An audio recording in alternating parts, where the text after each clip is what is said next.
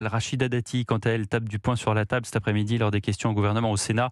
La ministre de la Culture répondait à une question sur l'action en justice intentée par le service public audiovisuel France Télévisions et Radio France contre Europe 1, CNews et le journal du dimanche. Bonsoir Maï-Hélène Trémollet. Bonsoir Pierre, bonsoir à tous. La ministre est claire, elle nie avoir été informée de quoi que ce soit. Oui, sans détour, Rachida Dati rappelle que toutes les chaînes publiques sont particulièrement soumises à une exigence d'impartialité et désavoue la méthode employée par les deux entreprises de l'audiovisuel public. Cette démarche n'avait en aucun cas été concertée et encore moins approuvée par les tutelles. C'est leur liberté d'avoir choisi de s'engager dans cette voie, mais par respect de l'engagement des deniers publics, les tutelles auraient dû être informées. Mais ce sujet mérite largement mieux que la voie détournée de la judiciarisation.